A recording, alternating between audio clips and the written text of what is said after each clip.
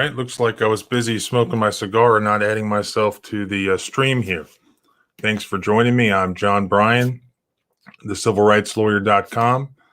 For those of you who haven't watched any of my videos before, I'm a civil rights lawyer in West Virginia, and I do all sorts of stuff. I started off really doing a lot of lawsuits against police officers, excessive force, unreasonable search and seizure, things of that nature. I branched off into politics, suing our governor, all sorts of different things. Anyways, I really enjoy making videos about this sort of stuff and about the Constitution.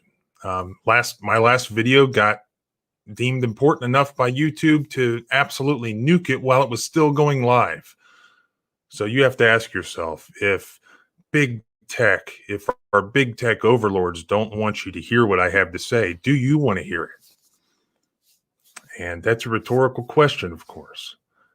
Now, Saturday, and really what I'm going to get in here to, and people have asked me about this, is this Virginia police video that's been all over social media. So I'm going to get to that. I'll give my analysis on that, and I think I have some good analysis on that. But before that, and more importantly, the most important thing I need to get to is, while it's still fresh in my mind, this wonderful presentation that I saw in the Constitution from this Saturday. And I'm not going to do it word for word, but I got to, at the Independent Party convention that I was honored to be a speaker at on Saturday, I got to watch a presentation from a Princeton law professor named Robert P. George, very, very well-known constitutional scholar. And he gave this really wonderful, fantastic speech about the Constitution, but more importantly, the way it's designed. And people misunderstand the Constitution. It's so fantastic because it was designed by our founders to protect liberty and to preserve, well, how did I frame that? To protect liberty, but also, no, to preserve liberty, but also to protect against tyranny, or vice versa. I don't know. It was freaking something like that. But it has to do with the way it was structured and why it was structured that way.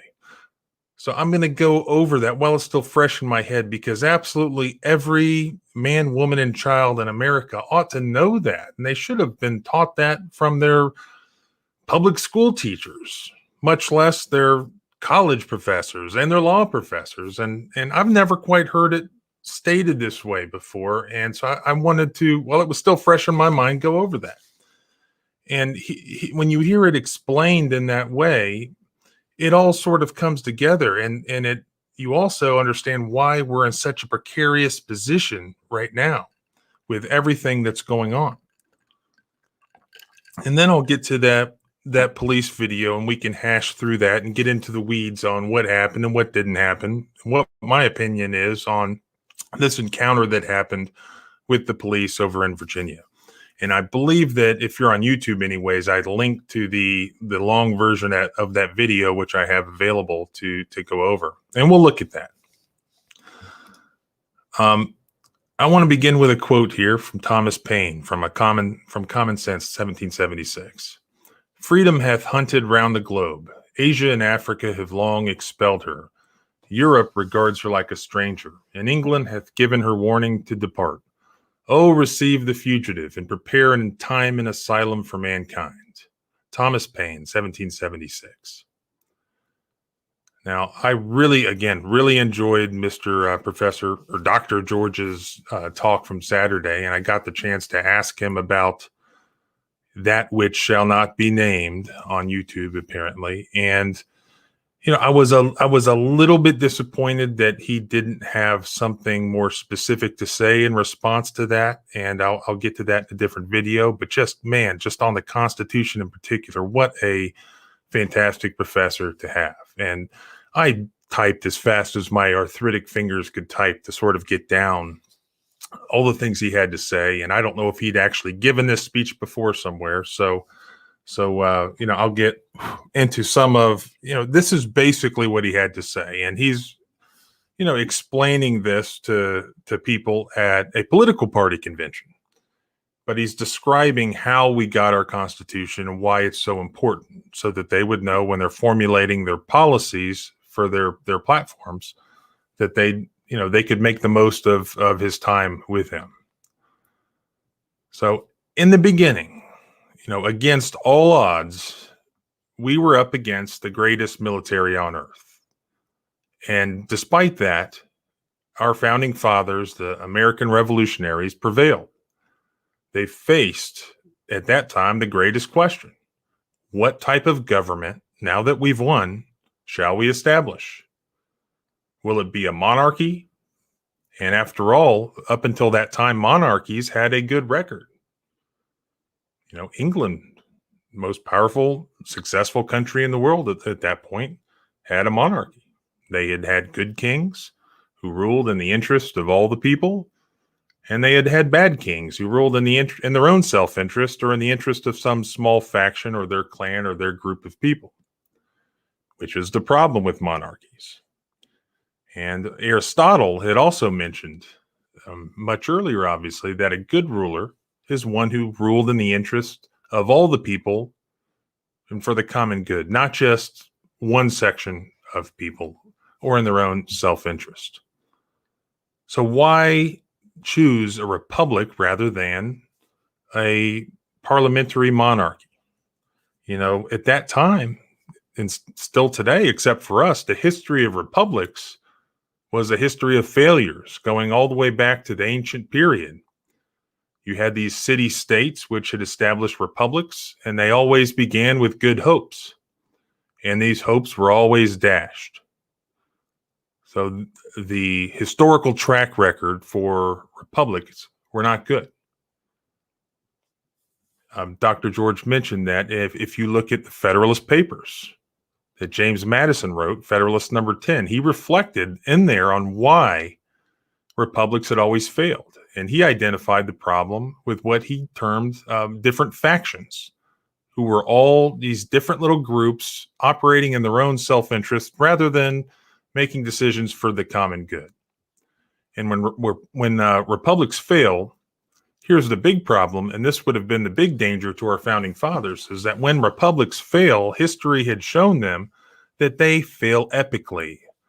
They don't just, waddle off into the sunset with declining statistics, but rather they turn into really awful tyrannical dictatorships. That's what history had shown. Whereas with a monarchy, arguably, it could be more stable.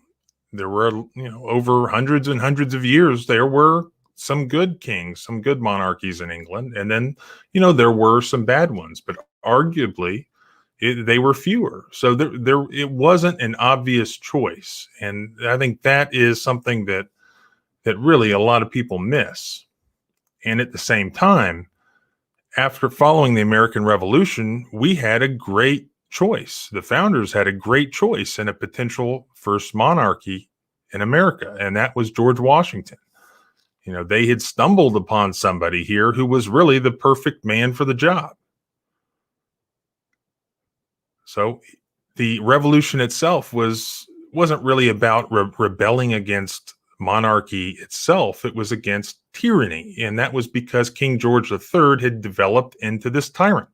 It wasn't just the fact that he was a king and the way the parliament was set up with the House of Lords and all that. It was about King George III being a tyrant and the manner in which he was ruling. So it may have been possible that we start off our monarchy here in America with a good tyrant, with a George Washington, somebody who had proven several times that he did not even want power, that he did not want to be a king. And the other thing they knew that they wanted to avoid was any so-called democracy. Our founding fathers did not view, quote, democracy as a good thing. Democracy really was a bad thing. That was equated by our founding fathers as really mob rule. And that was something to be avoided. And hence, that is why they went with the republic, is because you have elements of a pure democracy, but it's measured. There are safeguards in place.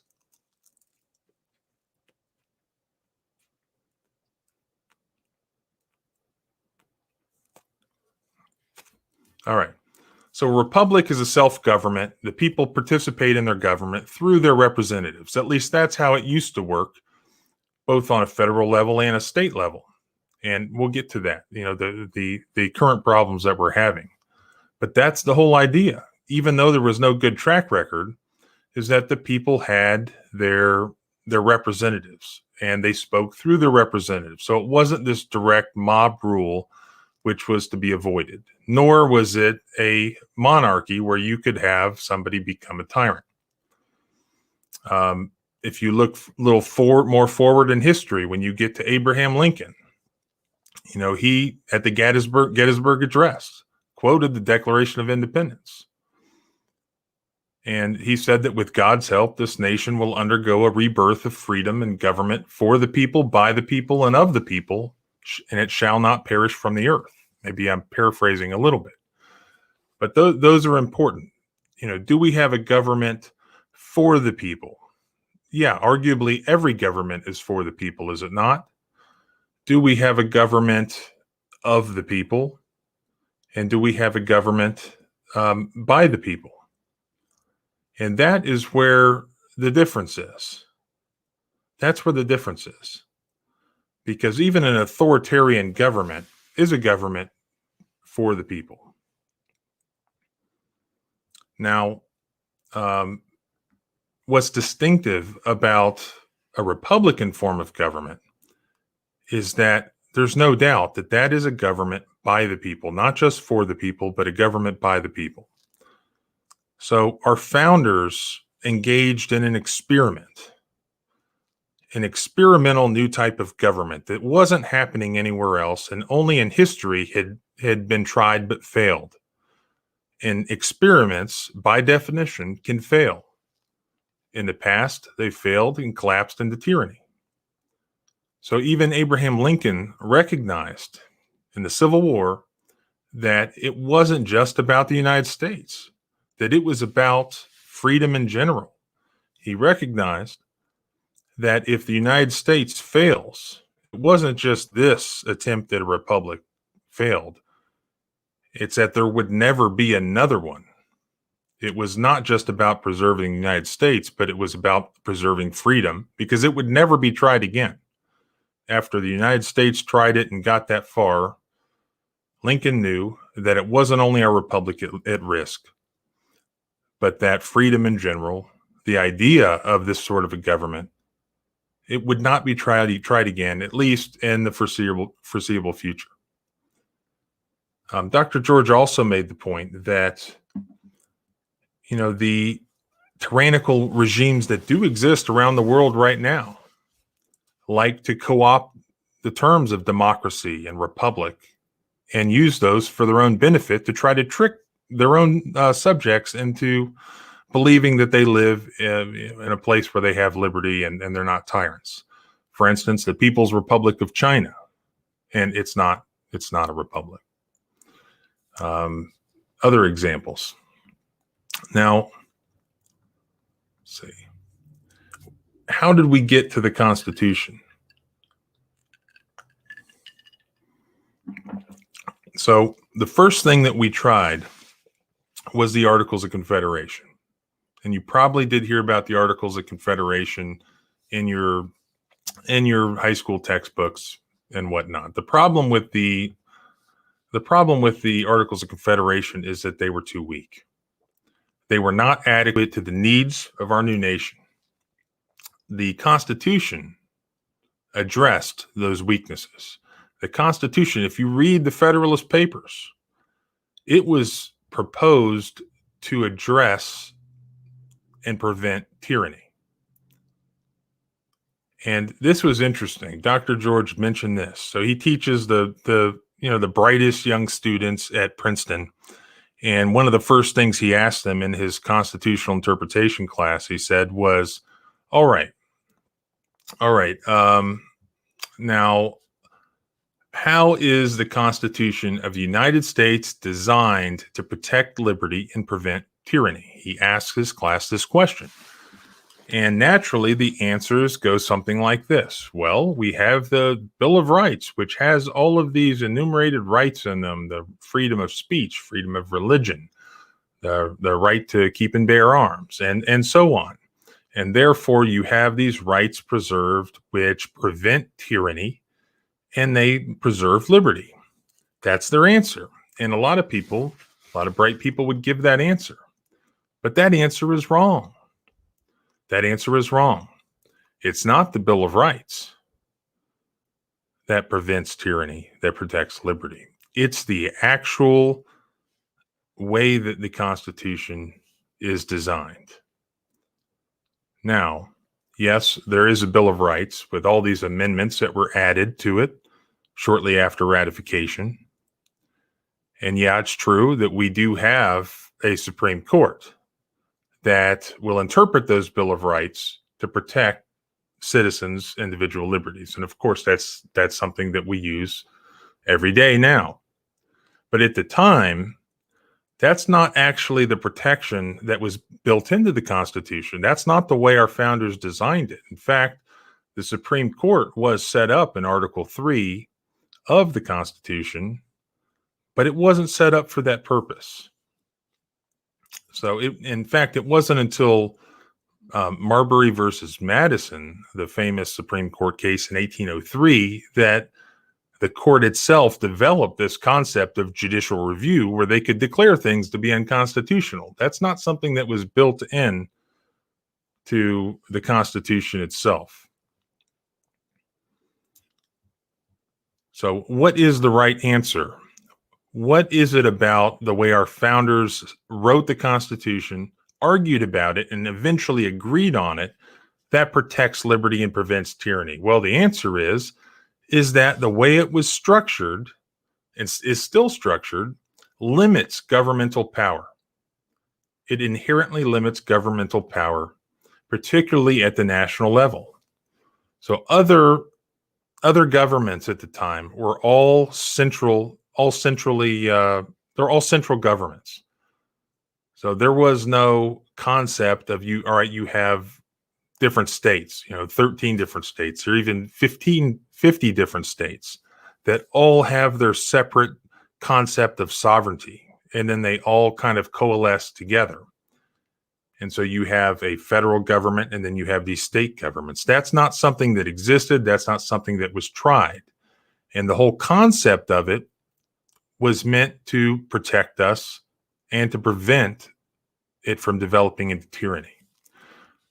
So government was limited at the national level, and it was also divided between the state level and the federal level. So the way it works, the way it's set up, and it's very simple, the federal government may legitimately exercise only those powers that the Constitution delegates to the federal government. Even if it would be a really easy or efficient or a great thing for the federal government to exercise more power than that, it may not do it, not according to our Constitution. The federal government does not have that power. And again, that's a dramatic difference from the powers of the day in either England or France. Those were central government powers where the plenary authority in any of those countries was centralized. For instance, for here it would be in DC, and we've sort of gotten to that. But our government, our Constitution was designed in exactly the opposite way. Power was distributed at different levels, and then it was separated with limitations placed on the different branches. So the founders said, no, we don't want the government that's furthest from the people to have this plenary power. It does need to have powers, but those need to be limited. And the states, by contrast, will be the governments of general jurisdiction that will have the plenary power, the police powers, and the powers that are not delegated, not given to the federal government. So in Europe, that wasn't a thing. You didn't have these state governments. They might exist, but they're derivative of their central governments. They didn't have any sort of sovereignty. The U.S. Constitution was exactly the opposite, and for a reason. Now, even with the national government, within the national government, it also has limitations. So it's divided into the three different branches of executive branch, legislative branch and judicial branch. Article 1 delegates all legislative authority to Congress. Article 2 vests all executive power in the President of the United States. And then you have the judicial branch. Now, the judicial branch itself divides the power between the executive and the legislative to decide who the judges are. So the president, the executive branch, gets to appoint the judge, but the Senate, a component of the legislative branch, has to confirm it. So while the judiciary could be very powerful, and there were some arguments about how powerful the judiciary would be, the power to create those judges was divided between the other two branches. So really it was an ingenious way of not just dividing power, but why are they dividing power? Because you get power in the hands of a small group of people or one component of the government or one person, then power corrupts, and tyranny is what you get. And there's a pile of quotes from our founding fathers to that effect. So the key to defending liberty and preventing tyranny is avoiding any sort of unchecked power. So whether or not one believes that the Constitution says that or implies that the Supreme Court has the final say on all constitutional questions and can bind or restrain the other branches of government, and that's the way that we've turned out here, it's clear that the main work of the Constitution is to preserve liberty and to protect against tyranny, just in the way that it's inherently structured, dividing and limiting and separating power. And Scalia, for instance, and it's not just the words, because Scalia, for instance, used to talk about how the Constitution of the Soviet Union is absolutely wonderful on paper. It sounds great. But the words are meaningless. The words don't do anything. And our founders knew that they could write whatever they wanted, but words themselves really mean nothing. So the way that you protect liberty, is by not allowing anybody to get too much power. So it was all an experiment, and the experiment has survived a long time. It's had its ups and downs, but it's still there. But what's taught and what's really believed is that the only check on government power is the Supreme Court, is the judiciary via the Bill of Rights. And we forget the actual truth that what really protects us is the way that our Constitution is set up. That the federal government is only allowed to have these certain powers, and that the states are the authorities of general jurisdiction. They're the plenary powers. The states are sovereign. And that allows the federal government from gaining too much power. And then the states, retain control over everything else. And then the states obviously have to interact with each other. And then that's where the federal government comes back in, and the Supreme Court. So it's all just this really loose connection of these different power bases that, if done correctly, they're all pulling against each other at all times, not just side to side, but up and down. And if everything's working properly, it may not be efficient, but it does what?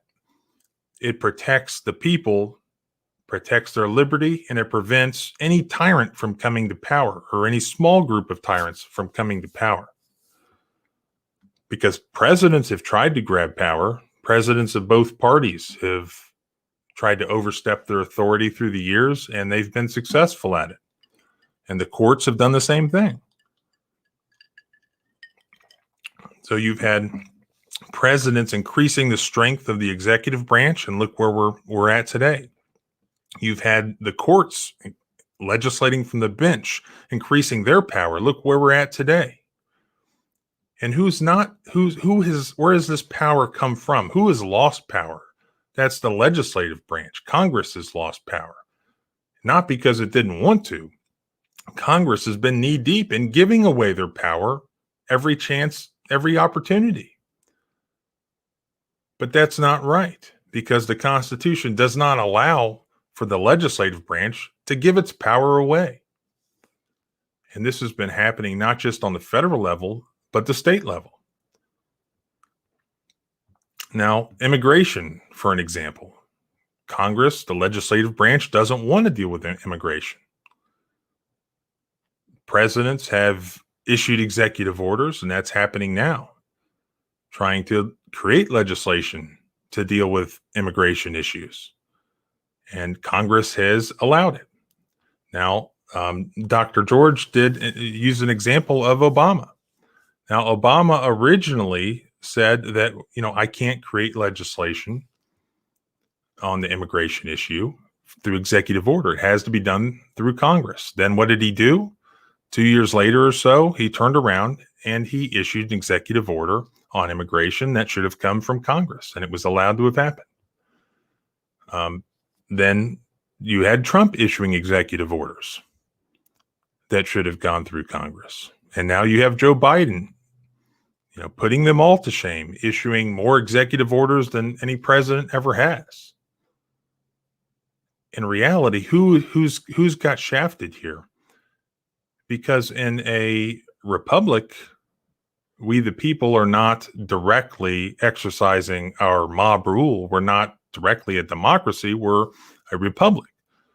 We get to pick our representatives, and then they're the voice of us, the people.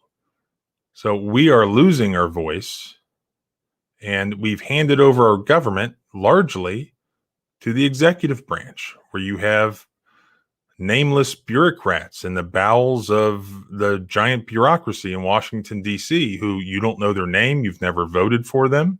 They're the ones creating all these rules. For example, our Congress critters here in West Virginia, such as, Alex Mooney was the example given. Alex Mooney, or even Joe Manchin in the Senate, or Capito in the Senate, or Carol Miller, my congressperson. Do they have any idea all these different rules that we're required to comply with as small businesses or even large businesses, day in and day out? Say all these tax rules, all of this stuff. Do they have any idea? Did they have a part in that? Can we blame them for all of those rules? They had nothing to do with it, is the fact, because it's all been done within these huge agencies in the executive branch. So we've been completely unrepresented in all of these rules that are affecting our daily lives and our businesses.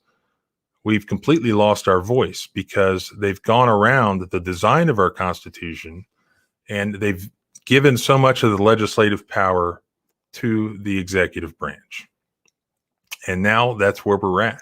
For instance, in the area of gun rights, and we're dealing with the ATF, or as Biden would call it, the AFT, who's deciding, what accessories we can and cannot add to firearms, for instance. Creating, as the Sixth Circuit said the other day, was legislation. They're creating legislation from the executive branch, and it's applying in the same way to us. And it's Congress hasn't voted on any of these things. So both Republicans and Democrats have refused to face these issues. They've abdicated their power, and they're content to leave it that way. So what are the two sides now? Conservatives have to conserve something. They have to conserve something to be conservatives. So are they conserving the founding principles? Liberals, where do they get their name? What does the classical word liberal even mean? What does it stand for? Liberty, civil liberty, freedom of speech? All those things are under assault. Look at cancel culture. People being punished by what is constitutionally protected speech. We all should be embracing liberties. We all should be liberal in the classical meaning of the word. We all should be protecting the weak among us. That's what equal protection is all about. So we, the people, we peasants, we're squabbling between ourselves as to, whether we're conservative or liberal. And the government's been laughing all the way to the bank, because both the Republicans and the Democrats and the so-called conservatives and the so-called liberals in the federal government and in every state have warped the original design of our founding fathers. So we just have this giant behemoth of an executive branch on every level that governs our lives. And it was the design of our Constitution that really identifies who we are as a nation. And this was something I thought was fantastic that Dr. George said, is that what is the concept of American exceptionalism? Why is it okay and a wonderful thing to be proud to be an American? Why is it a good thing?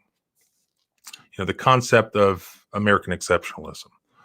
Well, every other country in the world up until that date, and really still today, what defined them? So, China or Ireland or England or France, all of these countries, how were they originally defined? They were defined by borders or soil or blood. It was where you were born. So there's been a lot of misunderstandings. American exceptionalism is not about that, well, Americans are better. It's not about that. It means that we as a nation, we understand that it's not just about geography or soil or blood. We're not united around those things, but we're a group of different people from soil across the world, with blood from across the world, ethnicities from across the world, who have all come together based upon not soil or blood, but upon ideas. Lots of different religions. We're united on a set of beliefs, essentially. And these are the principles that were espoused in the Declaration of Independence. And that can't be disassociated with the Constitution. And call it the American dream or whatever you want, but it's the fact that people are willing to take their stuff and up and leave wherever they were from and come to America, where anybody from anywhere could work hard, embrace the principles that are found in our Declaration and our Constitution, bear the burdens, come here lawfully, embrace our principles, and work hard. Then anybody can be successful here and can thrive. And it's not that same way elsewhere. You have a larger task in front of you if you want to become Japanese, for instance. Whereas to become an American, all you have to do is sign on to the creed that binds us as Americans. And generations of Americans have done that, from the time of the Mayflower, to waves of immigrants that came from Germany, Ireland, India, China, and really all over the world. So many people, that came here could barely speak English, but they believed in the idea, or they used to. And now you have people like Ilhan Omar, who hates these ideas and came here for, who knows why. But the whole idea of us being a melting pot, it was all embracing this idea of work hard and you can achieve the American dream. And the idea that, we wanted to preserve liberty and prevent tyranny. And regardless of whether they were here from the beginning, like I said, the Mayflower, or in the 20th century, these generations of immigrants bled and fought hard to preserve it. And now we're worried about packing the Supreme Court. We're worried about, is the Supreme Court going to protect our rights and prevent tyranny going forward in the future? And here's the whole point, is what everybody has ignored and what the schools have failed to teach is that it's not just the Supreme Court. They have their function, but it's respecting the principles of separation of powers and of federalism that are inherent in the structure of our Constitution. That is what really protects us. And that's what we're letting slip through our fingers. The principle of the doctrine of separation of powers, that the legislative branch creates laws, that the executive branch enforces it. That's been completely thrown out the window. We're allowing the executive branch to gain this overwhelming amount of power. And then what are we doing? We're doing exactly what our founding fathers didn't want to happen. We're allowing too much power to be held by just one branch, and particularly a branch that's run by just one man. Therefore, if you have a tyrant as president, and we've given half of the legislative power to the executive branch, you allow that tyrant to then overwhelm the legislative branch, who is supposed to be our voice. That's not the design of our founding fathers. They're supposed to be pulling on each other at all times and maintaining this loose and inefficient, freedom. That is the only way to preserve our freedom, not giving it all to the executive branch, nor to the judicial branch. We've given them so much power. But it's also in the principles of federalism, the idea that you have all these different states that have their own general plenary power, and that the federal government can't just do whatever it wants to the states. It has specific enumerated powers which it can do, but it can't just do anything. And a lot of that has been watered down, with the 17th Amendment and other things. But we've gotten away from that, and we need to get back to that. The principles of federalism, where states have their place, is designed to protect us. And look what's happened. We focused just on the Supreme Court, and we've allowed the federal government to just grow and grow and grow and grow. And we've been doing it in our states, which are their own mini republics.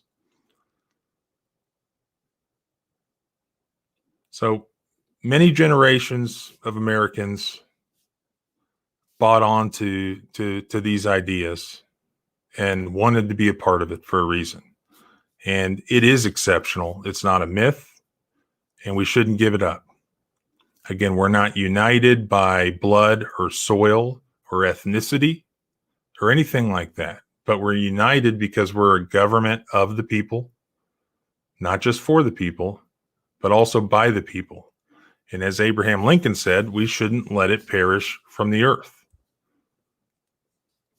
So that is the basic talk that Dr. George gave on Sunday. And I thought it was just fantastic, because we tend to focus on the Supreme Court. The government's growing and growing and enlarging its power, and all we can do is just depend on the judiciary and appoint judges who are constitutionalists and all this, that, and the other thing. But in the end, they're creating things that weren't even written anywhere, such as the right to privacy and the right to have an abortion, and when you can have one and when you can't. And we're not even obeying the central tenets of our form of government, which is the Constitution. It has separation of powers and the principles of federalism, up and down, side to side.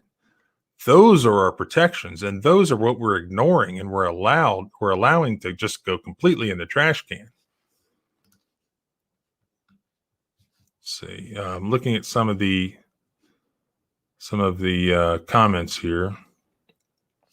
Thoth, yeah, the investors and corporations are buying up all the land. That's the other thing, and I missed that part of his speech. The corporations. I mean, really, now we're creating another branch of, like a fourth branch of government, and that's the corporations, because the courts have said that, well, you have no civil rights as against corporations, just as against the government. So what happens when the government's acting through corporations like Google or Apple? And you can't sue them for violating your civil rights. So you're out of luck. And so that's just, that's another thing. We need to get back to the principles of federalism and the principles of separation of powers.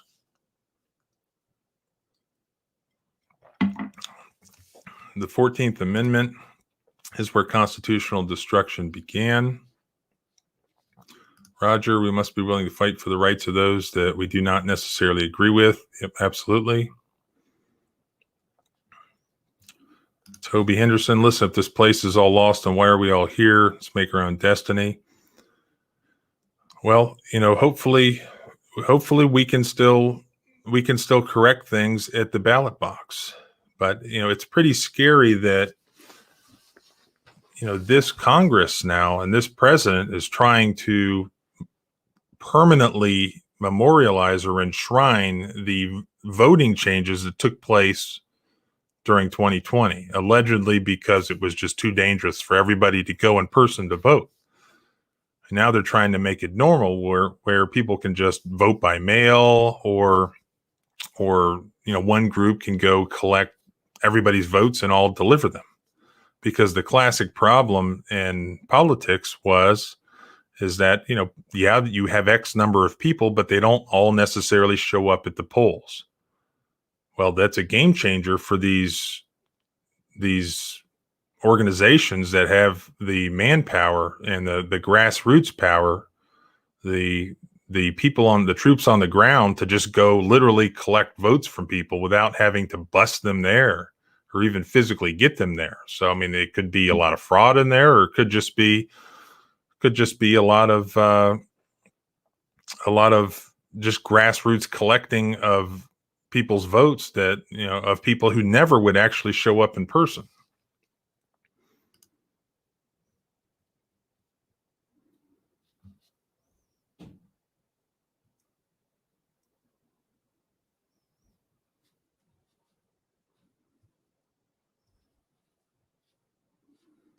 Yeah, you have to be asleep to believe in the American dream today. Chris, I appreciate that. Yes, hit like if you hit like if you like the Constitution. How about that? I mean, this is a message for both sides, for the people of both sides. It's the government that has been stealing our power and that will continue to steal our power of both the Republicans and the Democrats. And that's probably why this speech was being given to the Independent Party.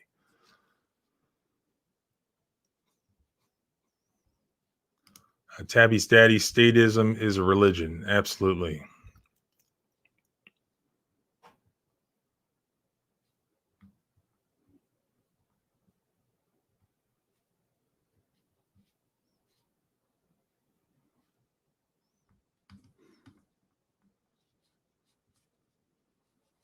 Both sides are owned by special interests and corporations. Bill Gates, lost you there. Bill Gates bought a bunch of farmland. Each individual has the potential to be my savior because it's just you and I. This is how the world really works.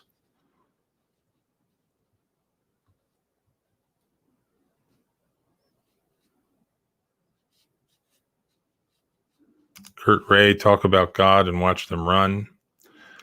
That was I really enjoyed all of the presentations on Saturday, and there was a lot about that, and I think Jenna Ellis's presentation went a lot into that, and I think there's a effective argument to be made, and I think it has to be made, that you can't uncouple the Declaration of Independence from the Constitution, and God is mentioned in the Declaration of Independence, and God did, religion and morality did play a part in the foundation of our country. And if you completely take that out, whether you're religious or not, this Judeo-Christian set of basic morality, if you take that out and nothing is evil, nothing is good, then it's very difficult, if not impossible, to really have a a republic such as we have. So I think it's a aggressive atheism that's being forced onto our government, by the Supreme Court, really, that's not in our Constitution, such as separation of church and state. That's not something that was in the Constitution. That came from the Supreme Court. That really wasn't a part of it. It was supposed to be, based on a religious people, a religious foundation. Again, that's it's not really relevant to the main problem, which is that whether you're religious or not, or whether you're an atheist, it's hard to argue with the fact that we've forgotten the principles of federalism and the principles and the doctrine of separation of powers. And those are our true protections. Do we really want to depend on who the Supreme Court justices are and whether they can be packed by a president as to protecting ourselves against tyrants? No, we really don't. The best plan was put in place by our founders, who said, I think it was Benjamin Franklin who said, well, now you have your republic if you can keep it. And we're really doing a crappy job of keeping it because we're really not following the rules that they gave us.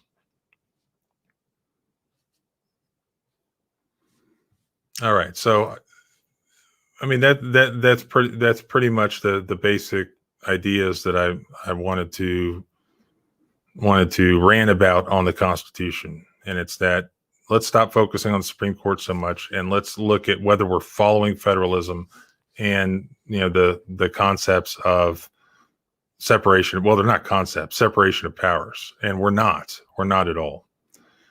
Now, let me go to this other issue that we have here, and that's this video that's been making its rounds that I heard about beginning first thing this morning, that everybody's seen apparently from Virginia, about these two cops in Virginia that pulled over this guy. He was a black guy in a Army uniform. I believe he was a lieutenant, some sort of officer, wearing his uniform. And he was pulled over on a traffic violation. Apparently took too long to pull over, according to the cops. And everybody had cameras. He had a camera in his car, and there were body cams, and maybe there were more cameras. So apparently there's been a lot of debate on this. And since this happened in Virginia, this is within the Fourth Circuit, which is the circuit that I'm in. So I've looked at a lot of law on this. So I do have some opinions on this. So let's get into this issue. All right, so here's the video.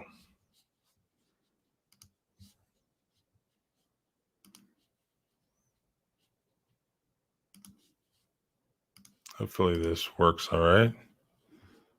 All right, this is the longer version that I found.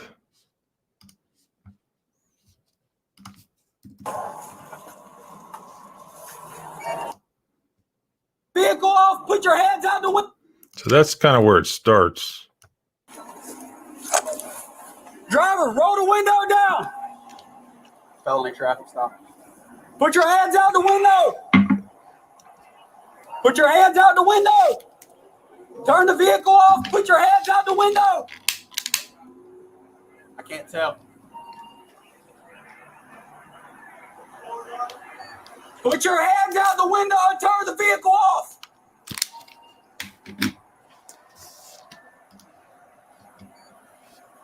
Put your hands out the window. He's not complying, Judge. Okay, so you heard him say felony traffic stop. So here's what I understand happened. This guy was driving a new car that he had just bought, and it had temporary tags, like one of these paper tags. And so that's why they were going to initiate a traffic stop. I got this cigar thing on me. All right. He had temporary tags. That's why they initiated the traffic stop. So a minor traffic violation. But apparently the guy doesn't just pull over right there. He goes like a mile and a half, supposedly. And he, I think, wants to pull over somewhere that he thinks is safe with other people around, because he's expecting there to be trouble. So in going the distance that he did, this is the sort of stop that resulted. Is there was two cops involved. They jump out, pull out their firearms, and you heard him radio in that he was going to do a felony traffic stop, and they're going to order him out of the car. But as you start to see, he has a camera inside his car. So there's a lot of video information that you have here. I'm trying to pay attention to the comments as well. Does Virginia have, now I'm not a Virginia lawyer. Hang on. Does Virginia have something where you can call police and announce that you intend to drive somewhere safe? I don't know. I mean, certainly if you have a cell phone, you could presumably anywhere call 911 and say, look, there's a police car behind me. They're pulling me over, but I want to drive to, an area that I believe is sufficiently safe or sufficiently lighted. I mean, one can do that. I don't know if he did that here. As far as how far he drove and some of the arguing that I saw on the internet, I saw somebody made a map, so I'll go ahead and put that up. Well, let me get rid of the comment first. So here's how far he drove. And I think a cop put this together, trying to argue that everything was hunky-dory. So about 1.5 miles from point to point. And this particular cop had mentioned, all right, that he could have stopped here, he could have stopped there, he could have stopped there, he could have stopped there, he could have stopped there, and he didn't stop there, eventually stops at this gas station. But hey, you do have to admit that where he stopped appears to have great lighting. It has that going for it. I'll go back to this. Put your hands out the window. So you can kind of see the license plate there. I guess that's a paper plate. It does look like a brand new car. I think this is the younger cop on the left. You're seeing his body cam right Turn here. the vehicle off.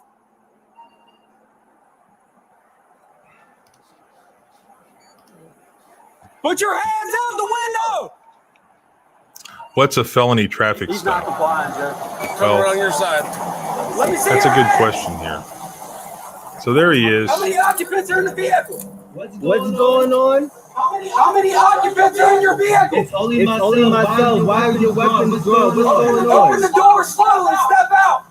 Open the door. Open the door. I'm not getting out the vehicle. What's going on? Sure, he was so happy they stopped him. Well, Open the door slowly and get out. I don't know that he's happy they stopped him, and I don't know that he was looking for them to stop Open him the door. Get out of the because car. he had just bought this car and was headed to get gas. As I understand it. Keep your hands outside the window. Keep your hands outside. Keep your hands outside the window. My hands are right here. What's going on? Get out of the car now. Get out of the car. What's going on? Get out of the car now.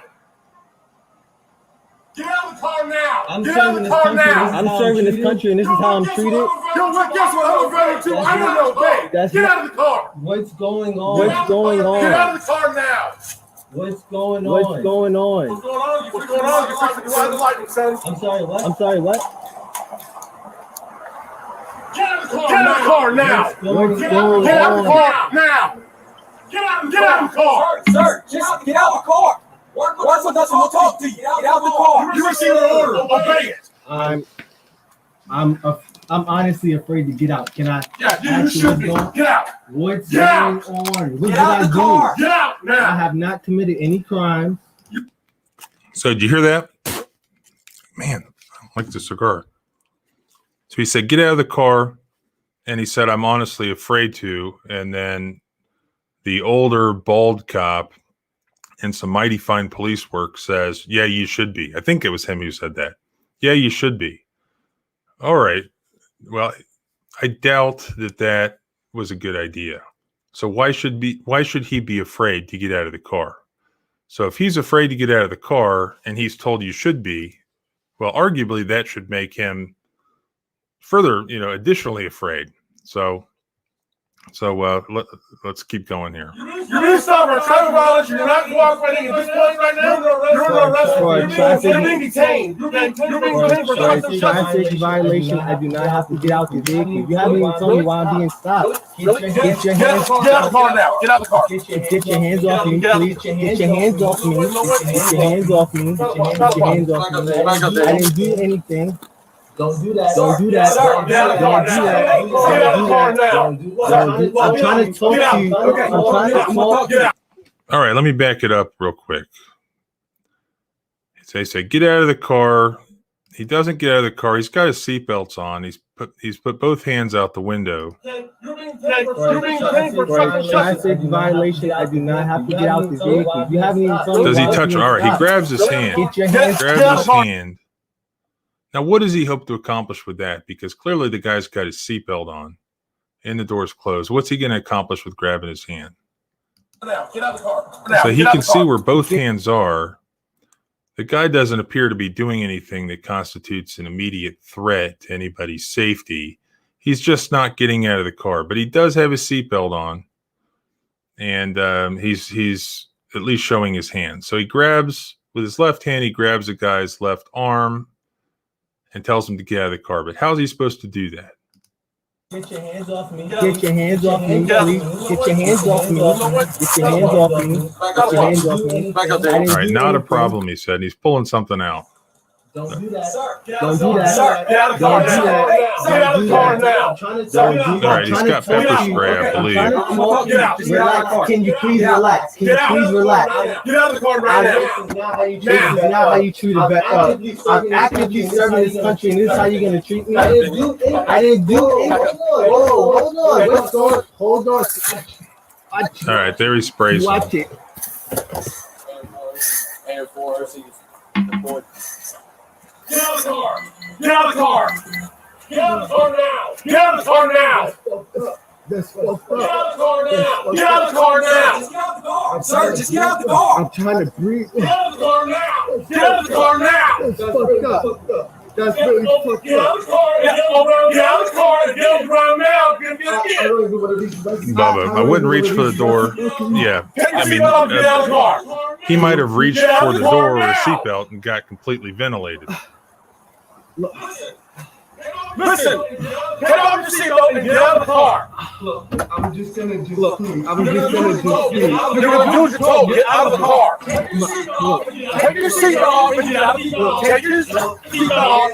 Look, my hands are out. Take your seatbelt off and get out of the My car. hands are out. Please, my hands are out. Please, look. Please, look. This is really messed up. My dog is choking. Get out of the car. Take your seatbelt off. So he had a dog in the car, and they actually pepper sprayed his dog as well. Now, clearly, well, I wouldn't say clearly. Looking from, I don't know if this was just a new vehicle that had a dash cam in it, and that's awesome if there's new vehicles that have that capability, or if he had put one in it. But I think there's an argument to be made that he at least was open to the possibility that he might have an encounter like this. Now, what that means, I don't know. Do I think he was riding around looking for something like this to happen? I don't see any indication of that, other than the fact that he did have some sort of camera, which is completely fine, and the fact that he didn't just completely do what they say, get out of the car. He tried to invoke, what he believed to be his rights. Let me continue here. What are you, a specialist? What are you? Lieutenant, get out of the car. Take your seatbelt off and get out of the car. You made this way more difficult than that. You just complied. Get out of the car. I'm reaching for my seatbelt. Fine. Take your seatbelt off and get out of the car. Straight on the ground. Straight on the ground. Straight onto the ground. Is your commanding officer available? Is your commanding officer available? Now, let's go. Is your commanding Let's officer go. available? Get on the ground. Get on the ground. Get on the ground. Get on the ground now. Get on the ground and get sprayed again. Get on the ground. Get on the ground. Get on the ground. Get on the ground now. Please talk to me. Get on the ground. Get on the ground. Yes, sir. Yes, sir. All right. Can you please talk to me about what's going on? He can't see clearly. He's got his hands up where they can see him. He's obviously not a threat to anybody. He's not threatening them. He's not engaging in any sort of violence. The best they could say he's doing is sort of passively resisting, in that he's not getting on the ground, supposedly, and so they're going to forcibly take him to the ground. And I think that's an important fact here. And let's look back at one thing I think might also be important. Let's look at the time the time that he was sprayed. So he'd already been sprayed here. All right, he'd already been sprayed. All right, there. That's when he got sprayed. Watch it. I'm trying to tell you. I'm trying to talk All to right, you. so he's telling him to get out. He's got his seatbelt on. Relax. Can you please relax? Both hands visible, This is not how you treat a sticking out the window. I'm actively serving this country, and this is how you're gonna treat me. I didn't do anything. Whoa, hold on. Let's go. All right. Hold on. Then he just sprays him. Watch it. Air 406, the Ford. Get out of the car! Get out of the car! Get out of the car now! Get out of the car now! All right, let's go back to where we left off. Sorry. Flat. Lay down flat. Sorry. Sorry. You know, You're not cooperating. You're not cooperating. Get on the ground. why am I being treated like this? This is really messed up. All right, I think that's the important part. We don't have to watch much more of that, but I think that's the important part here. So let me ask you, just based on what you've seen there, I mean, what do you all think? I mean, what are your, obviously people are pretty outraged about this, but one thing that I thought was interesting is that I've seen a lot of cops defending this and describing that this is an overreaction, that this is, an example of police leadership not defending their officers, and that police work is like making sausage, that, it doesn't look pretty necessarily, but that's how the job is. And you could be, murdered at any moment as a police officer, and they're complying with their training, this, that, and the other. So there's been a lot of back and forth on the interwebs that I've seen about this case. So I have my own opinion here, but I was just wondering what do you all, who seem to be very well informed, what do you think about what you've seen so far?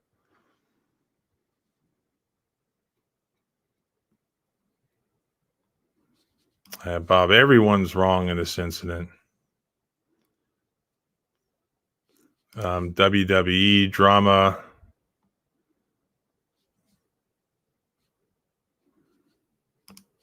He had a gun that's not explained. I didn't hear that he had a gun on him, but in any event, they didn't. I don't think there's any indication to these officers, if he did have a gun, that they were aware of that.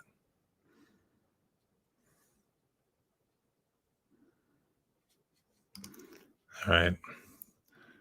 Justify the violence because the color of his skin. Do you think the cop saw his skin color through the dark tinted window?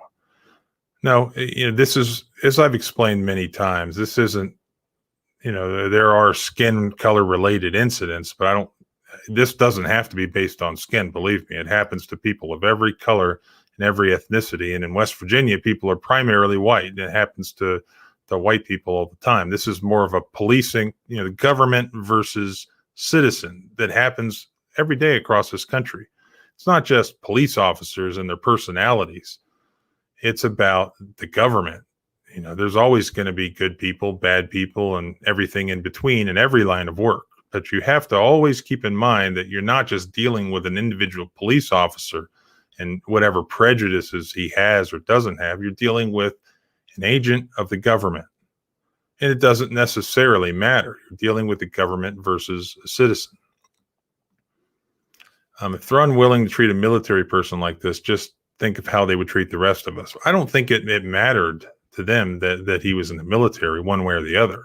That's how this is how they're treating anybody who doesn't, in their mind, respect their authority.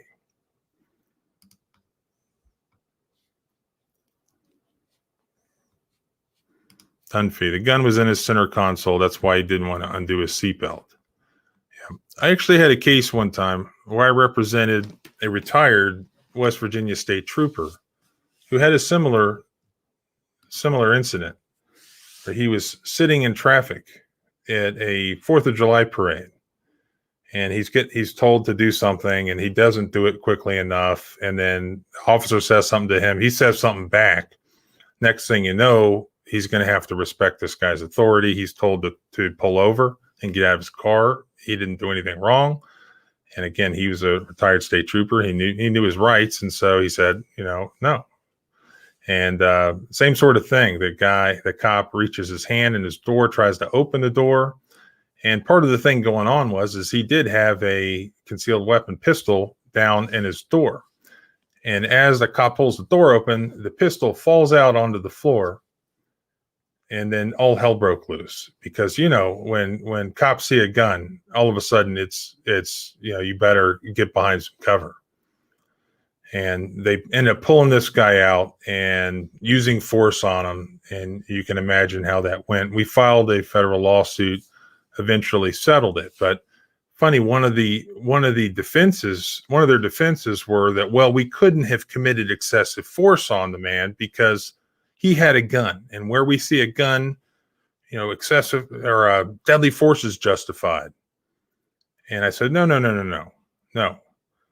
Even if, assuming arguendo, that deadly force was justified at the exact time that you saw a gun that was, theoretically within his reach, it wasn't justified like a minute and a half later after you had pulled him out of his truck and are now beating the hell out of him, and the gun's not even in the picture. And the federal court agreed and said that, no, those are two different incidents. Even if you could have shot him dead when he had a gun in his hand, when he's pulled out of his truck and now you're beating on him, that no longer would justify, even if it did at one time, the level of force that you're using. So force is always judged by the moment in which it's used. So if you have a change in the facts, if there was a gun but there's no longer a gun, then that doesn't justify it. So if there was a gun in the console, that maybe explains why he didn't want to reach down for the seatbelt. I don't know. If the officers didn't see it, it's most likely not coming into evidence at all.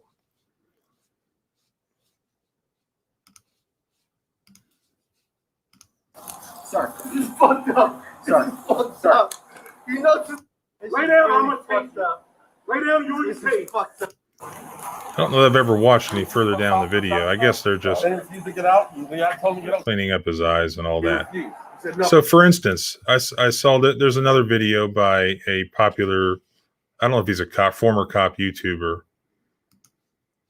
and maybe we could better understand that point of view before I really give mine on what I think is important here and what the law is. Let's take a look at his.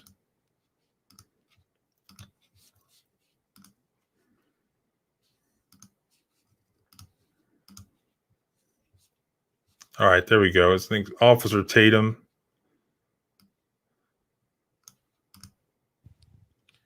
What's going on, ladies and gentlemen and ladies? This is somewhat of an impromptu live stream because I want to explain this incident that occurred between a lieutenant in the United States military. I think his rank is second lieutenant, and two police officers who are working in patrol. And that interaction, I want to explain it with body-worn camera footage, and we're going to go over everything that you need to know about this case so you can be informed.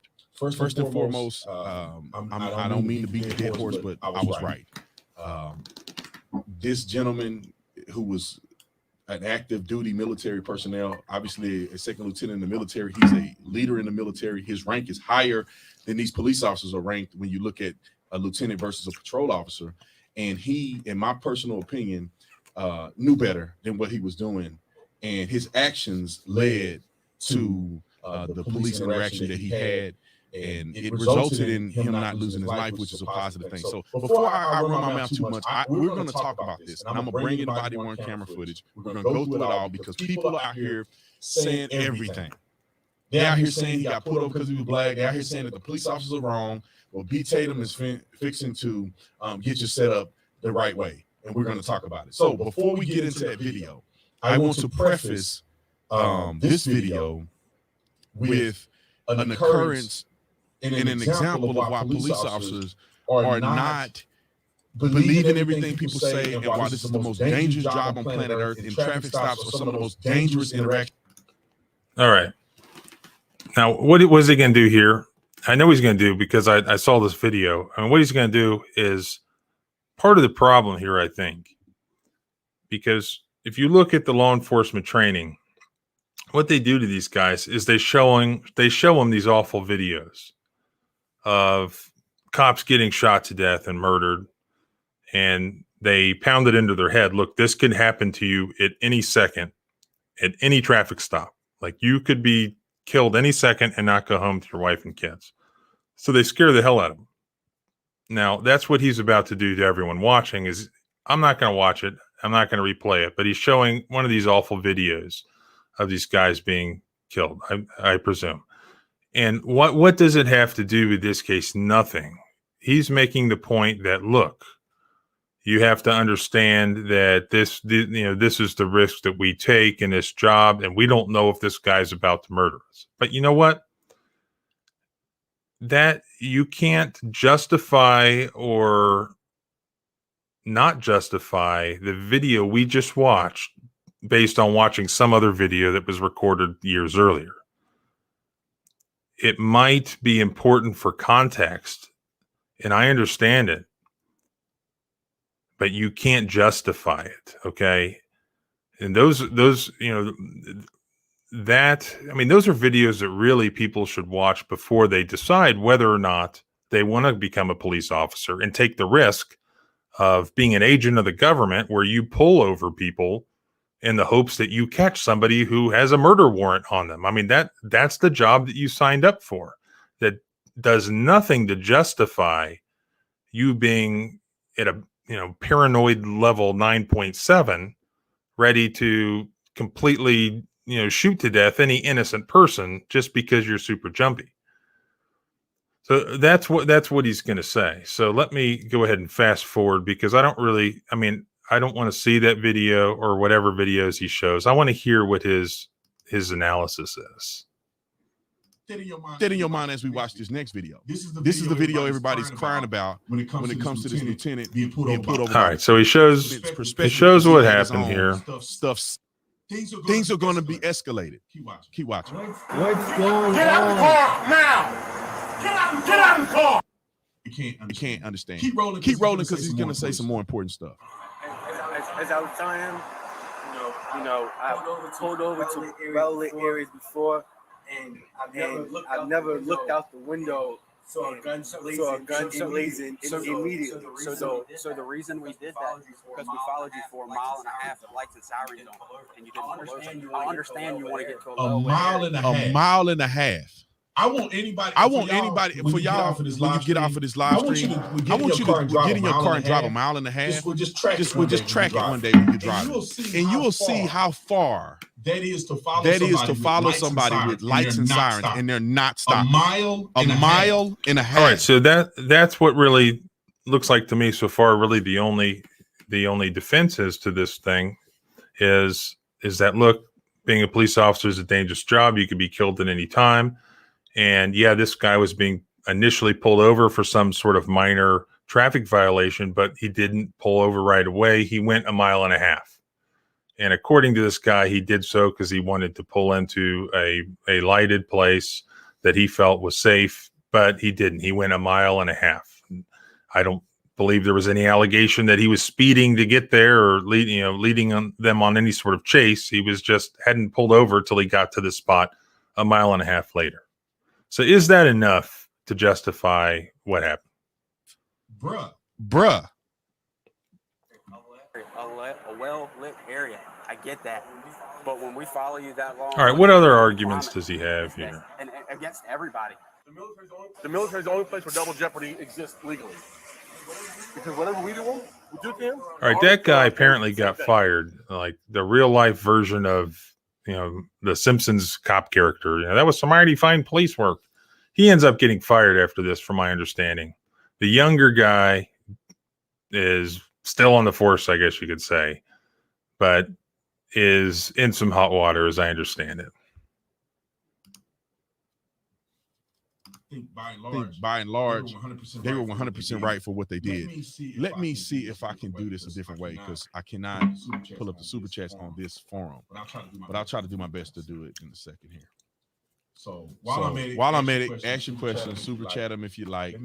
Let me go through and find out if I can get this. All right. Well, another black man is being targeted by the police. They're gonna hold on to anything that the officer said that was wrong. They're gonna go through the whole rigmarole. My son and that. It's true. It shouldn't have. It shouldn't, based on anything I've seen, have anything to do with race. And that's the big problem here. I've been shouting at for a long time. Is that the whole systematic racism stuff? I mean, that's just a red herring that's doing more damage than good. The fact is that this sort of stuff has to do with a lack of accountability and the way, you know, police officers are trained to think that, you know, any innocent citizen that they choose to pull over for a traffic violation could murder them at any second. And, you know, how do FedEx guys or UPS guys go through their lives, not just without shooting the dogs of homeowners, but also with not getting murdered any day and every day? I mean, they act like they're the only ones that have to encounter members of the public. You know what? Anybody could be shot to death under the same theory at any point in any day. Hell, especially lawyers. You know, there was a time I literally was trying to get a bulletproof a bulletproof desk. You know, anybody can be killed by homicidal maniacs at any time. That does not apply to the facts of this particular stop that either justify or not justify what happened. So I want to hear the facts other than he took 1.5 miles to stop. Any other facts? God help me. And I actually like this guy. I mean, I like a lot of things he has to say. I think that the reason why they're doing the lawsuit is because there's money involved. Well, of course there's money involved. You know why there's money involved? Because it's the citizens versus the government. All right. As a citizen, what recourse do I have against my government if they violate my civil rights? I can't fire that officer. I can't put him in prison. Can't put him in jail. I can't put him in a holding cell even. And I can't go challenge him to a Viking duel. The only remedy available to me is to sue him for money damages. And that's because Congress passed this statute called 42 USC 1983 that says whenever a government officer, official, or agent violates a citizen's civil rights, then you have a lawsuit for money damages. That is the only remedy available to us. So yeah, it's about money. People are telling him, sue, you're gonna get some money. Sue, you're gonna get some money. It ain't right or wrong. Sue, you're gonna get some money. That's what it's all about. Well, you only get money if you were right, or they think that you can prove that you're right to a jury in the end. And that is not easy to do. Believe me, if you could just get money for any time you got pissed off with the police, I would have retired already. It's not easy. It's very difficult to get money. In my personal opinion, I don't know that guy, but that's what I see. Sean, thanks so much for the super chat. I bought tickets to see you at Clemson last week, but wasn't. All right, give me some better arguments. I would have a conversation with those officers. The people in the military should have a conversation with this second lieutenant because what he did was absolutely abhorrent. That's besides the point. You know whether he should have acted differently. He's not the government. Okay, he's not the government. Now we hold government agents, government officials to a certain set of rules that they have to follow. Whether or not he was a sympathetic victim cannot justify them bending the rules. They have to show what he did to justify their actions. And that's what I want to hear about. And no person in uniform should act this way, especially Come on. Exactly what their laws are. And I don't know what the I can't think of the name of the thing, but there's a time period in which you have to file charges against somebody, or or the I can't think of the name for some reason. My brain just doesn't work. Statute limitations. Or you're no longer able to charge somebody. I can't think of the name for some reason, but All right. get flustered and shoot people. That's just you signed up to have more balls than that. Let me just be blunt with you. And so officers have been arrested, fired, indicted. The guy that killed Laquan McDonald got indicted. The officer that shot Walter Scott in the back got indicted. There was an officer that shot into a car, like a little compact car, and ended up not compact car, but he shot into a coupe and ended up hitting the kid in the back of the head in the back seat. He had no reason to shoot into the car. He got indicted. I mean, Chauvin got indicted. Probably the next day. I mean, he got fired the next day. He got indicted shortly afterwards. So I don't understand what people are talking about that are rogue and everybody's just supporting them. I mean, people on the police department don't even support rogue officers, let alone the public. And the hysteria is all bull. It's all bull. Well, all's a mighty big word. I've got a bunch of videos I can share with this guy. I think he should come. He should do a video with me, and I'll go through some videos with him and see if he thinks that they're all bull. But I don't know if he gives any other facts other than the mile and a half. You know, it just depends on how you are. I'd never tell people I was a cop when I was a cop if I ever going to do it. As far as I'm concerned, anyone who makes this a race issue is a racist, 100%. Are found responsible for that person's death. However, they'll settle in court and they'll just pay money. All right. Well, I don't know if he gets to any better arguments than that. Maybe if he does, someone could point it out to me, and I'll go to the specific spot. But I think that guy's. I think he's a good guy, and he's clearly having an emotional reaction to this. And I would agree with him on the point that it's wrong to make this about race unless there was some information or indication that these particular officers knew what his race was before they pulled him over. It looked to me like it was dark outside. Obviously, that was a dark car with dark windows. It seems unlikely that they could have told that this was a black guy, and they just don't like black people. So they're going to pull him over and give him a hard time. I think it's more likely that they were doing what cops do and pull people over for traffic related stuff. Now, as an aside, you can't run through a toll without getting a camera ticket in the mail later. Why don't we just equip that technology on police cars? All right, you see somebody speeding, boom, you took a picture from your police cruiser, and they get this automatic ticket in the mail later, and that way there's no drama, nobody is pulled over, and you're definitely going home safely that night. There's no shootout, you're not murdered, and there are no mistakes made, really. I mean, we have the technology to do that. Why don't we do that? Because the police industry has lobbied for the ability and received the ability to make what they call pretext stops. So they stop people for these traffic crimes, not because they want to enforce the traffic crimes, but because when they do that as a policy, that's how they find people who have warrants.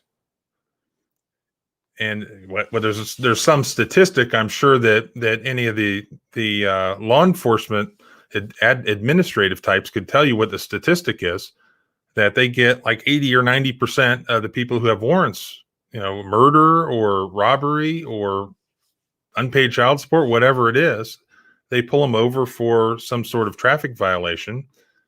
And then that's when they find out that they're wanted for something else and they arrest them.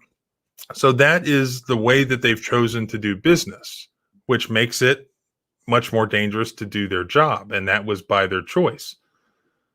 So that's, I mean, if you want to put it in context. So just really what you have to do when we're talking about the Constitution and preventing, protecting liberty. Well, what you have to do is keep emotion out of it, in my opinion.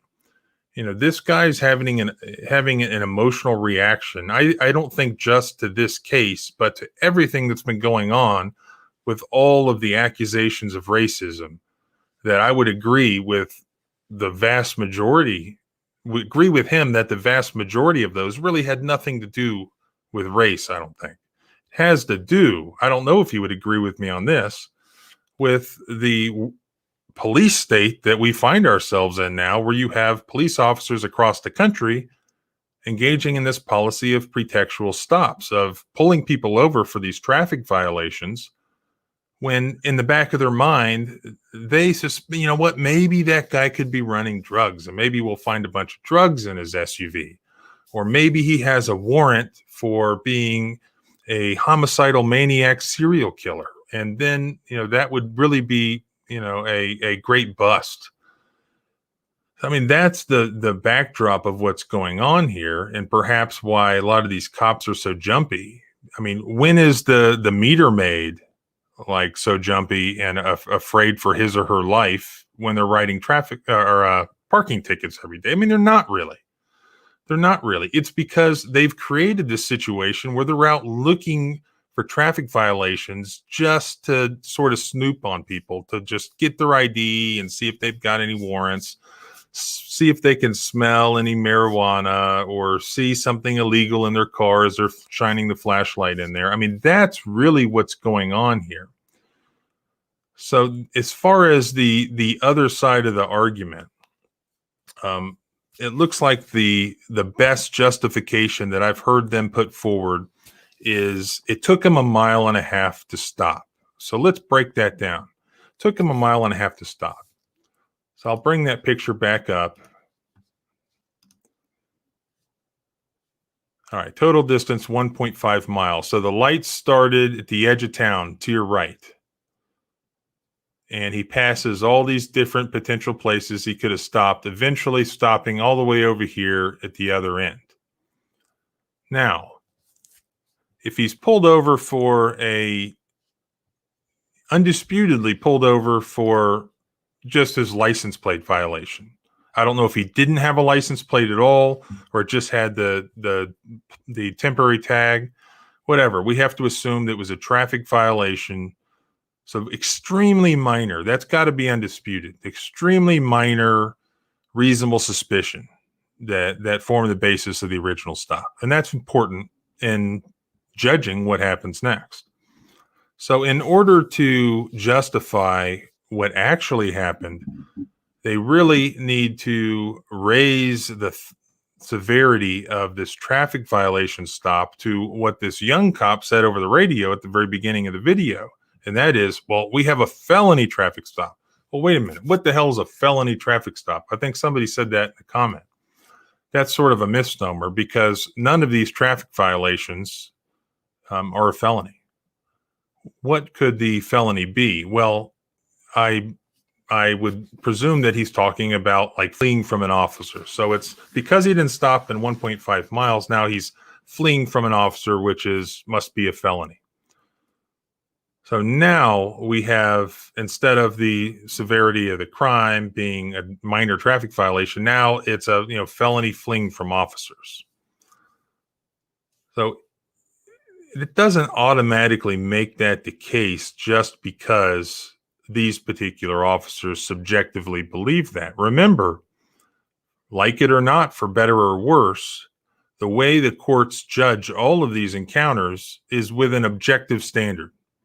It's not a subjective standard, and that works both ways. So while we might complain that officers they're let off the hook because even though they're ignorant of the law, they also at the same time can't say that, well, I subjectively believe that he had committed a felony, therefore I get to use, a felony stop sort of procedure and, order him out of the car with his hands up and make him lay on the floor. And that's sort of the thing they do with a felony stop. So what is my opinion here? I mean, here's what it comes down to. Was there a legal stop? Was there a legal stop? Yeah. I mean, whatever that's an easy standard. When you're driving a vehicle, you have very little rights anymore. All the police officer has to do to stop you is say that you committed some sort of traffic violation. And there's hundreds and hundreds of them. And I haven't heard any contest that he hadn't committed a traffic violation. So, all right, you have a traffic stop.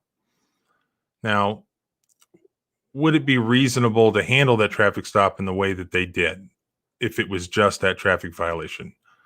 Not really. They need to raise the severity of it to something like they've tried to do. But that's not the only factor. That's not the only factor. So, reasonable suspicion is required for a stop. Clearly, they had that. Now,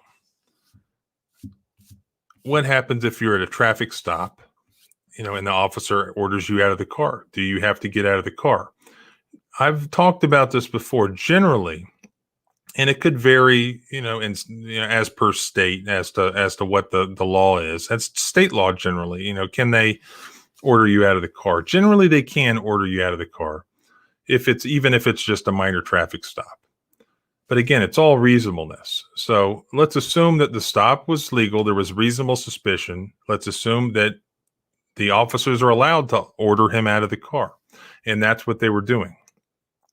So they probably did, I think. I don't think there could be much dispute that they had the right to order him out of the car under those circumstances, if they have some legitimate reason to order him out of the car.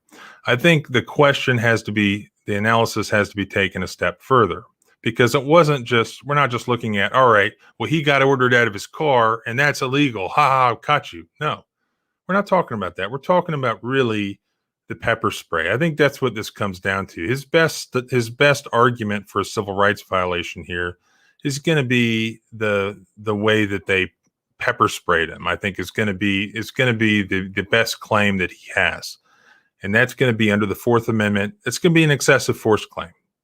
That's pretty much it. I mean, he's not going to be able to say, "All right, that was an illegal stop," or for Tabby's daddy, that was an unlawful stop.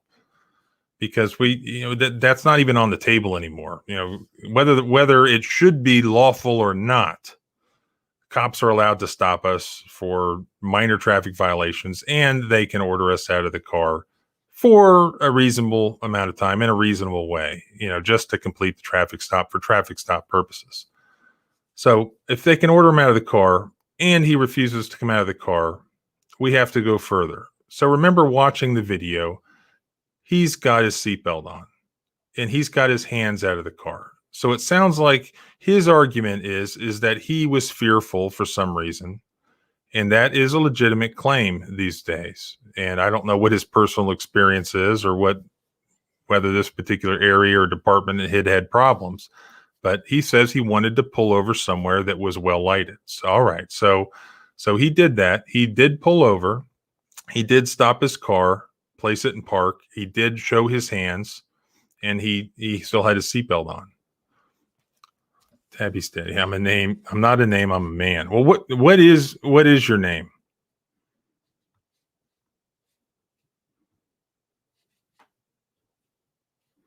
Gunny. Wait, the guy's driving down the road, and then this. Well, all right. Traffic stop. He's driving down the road. They pull their lights on. Then he goes 1.5 miles allegedly, and then pulls over. So traffic stop. Say it's any traffic stop. A cop orders you out of the car, and he was just gonna hold you a reasonable amount of time and have you step out of the car for a second. And he's able to articulate why he needs you to step out of the car, and you refuse to do it. And here's the thing: if you're a bystander, that's different. You have a lot more rights. Once you're in a car, you have very few rights.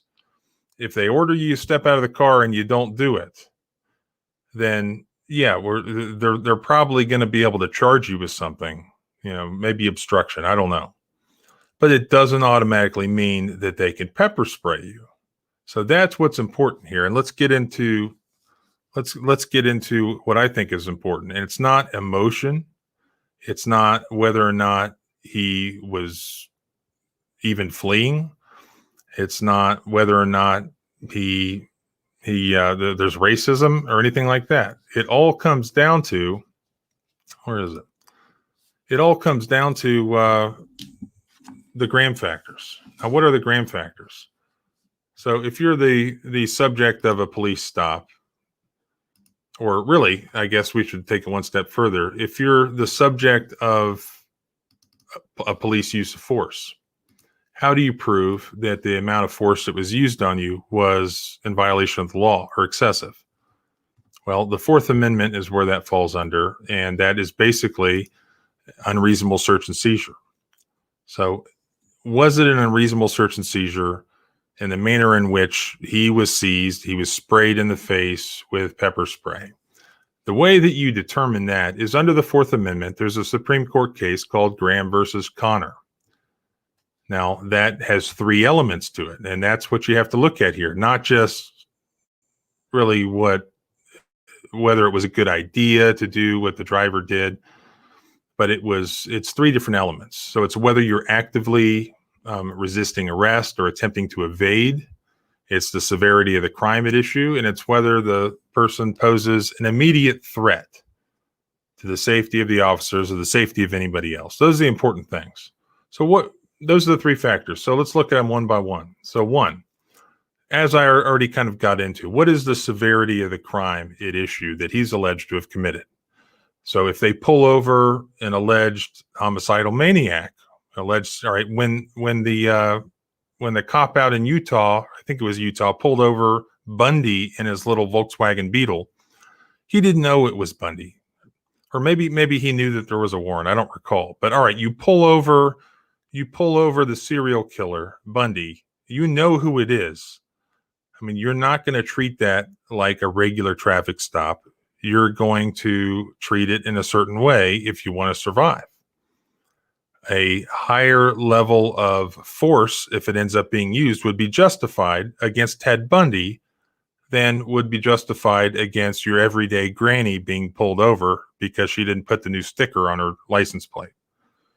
So what's going to be important here is what was the severity of the crime that this guy is alleged to have committed? Was it a traffic stop, a minor traffic stop, a minor traffic infraction, or was it some felony police chase? That is going to be an issue to be decided. There's going to be two ways of looking at that. He's going to be able to articulate why he wanted to drive a little bit further down the road and pull over in a place that he felt he was safer. And these officers clearly were upset by the fact that he did so, and they're going to try to articulate this as being some sort of more serious felony. And you know what? Maybe he ends up being, I don't know what he was charged with, if anything, but it will be important as to whether or not he was charged with a felony. If he wasn't charged with a felony nor convicted of a felony, that's going to be a weak argument for them. But that's their entire case that I've heard so far. So let's skip that and go to the next step. Was he actively resisting or evading arrest or by flight at the time that the use of force happened? So we're looking at now, all right, he grabs the guy's arm a couple times and then all of a sudden says, all right, that's how you want to handle this. And he pulls out the pepper spray and he sprays him several times. So, all right, that's our use of force. At the time that let's just say the pepper spray, at the time that he sprayed him, was there any active fleeing going on then? No. He had the vehicle in park. He wasn't trying to drive away. He wasn't running away. He was literally sitting there. He had a seatbelt on and he had both his hands out the window. He was not actively trying to evade them at that time. Now, was he actively resisting them? Well, he wasn't. If he was resisting, you'd have to say it was a passive resistance. It was a passive resistance. Arguably, he wasn't getting out of the car when he was told to get out of the car because he thought he didn't have to. So there was some level of what I would describe as passive resistance there. Now let's look at the last factor. And I think this is the most important factor when it comes to judging the level of force used. So it's not just, was there some force used? Because it would be some force to physically grab the guy, undo his seatbelt, take him out of the car. There would be some level of force there if he's not doing that. So there would be some level of force. But what about just going pretty much right to the pepper spray? At that point, was there an immediate threat to the officer's safety or to anybody else's safety? And I think that's what this is going to hinge on. If there was no immediate threat, then arguably there was no reason to just go right to the pepper spray. Looking at the video, again, he has both his hands visibly out of the window where they can be seen. That really is the universal definition, right? Of, look, I'm not a threat. You see my hands? I'm not an immediate threat to you or to anyone else. There's no allegation that he's got a bomb strapped to his chest. There's no way that he would be an immediate threat. Now, what could the threats be? How many people get shot to death behind the wheel of their car because they allegedly were going to run over somebody? That's most likely a police officer. A lot of people. So we've heard over and over that the deadly weapon is the vehicle itself. Well, if he had put his hand on the shifter or that probably had a like center console knob, some of them, these things are changing in vehicles. I don't know. If he was going to put it in reverse or forward, they could have some sort of argument that he was going to use his vehicle as a deadly weapon and run them over. All right. There's no indication that he was doing that or attempting to do that. Now, what if he had reached down into his center console? Somebody said he had a gun in his center console. Well, that could have been justification for them in their minds to shoot him. Maybe he was afraid he would be shot if they lost sight of his hands because he was trying to get his seatbelt off. I think there's the good argument here for the driver is that he was, most importantly, whether or not he was passively resisting by not getting out of the car and or arguing with them, he was at all times keeping his hands where they could see him. And that is going to be an important fact in this case if it's litigated, because it will be difficult to claim that he was an immediate threat to the officers or anyone else when he was at least complying with showing them his hands and just demonstrating that he was not a threat to them. So they don't have that going for them. So the only real good defense is that, well, he wasn't obeying their orders to get out of the car, therefore their use of force continuum or their training or their department policy said that they get to step it up to the pepper spray or even a taser to get him out of the car. Now, maybe that does happen all the time, and that's what they don't want people seeing. But here's the thing about this case. This is in Virginia. It's in the Fourth Circuit. So I'm very familiar with the case law in the Fourth Circuit. And it immediately reminded me of some of the law out there because this, they've dealt with all sorts of situations, including situations like this. So there's case law right now that I can point you to that I can go over that talks about people who are just like this guy may have been doing, passively resisting. And this comes up with all sorts of people, mentally ill people who, are hanging on to a light pole and don't want to leave. They're told to leave. The cops try to pull them off, but they're hanging on for dear life. Does that mean that they can immediately be tased or shot? No, there's still a judge of the amount of force that was used and knowing what the objective officer would have known, whether or not that was reasonable. The courts look at the severity of the crime that they were called for, whether or not the person was actively resisting or trying to run away, and whether or not the person posed a threat to them or anyone else.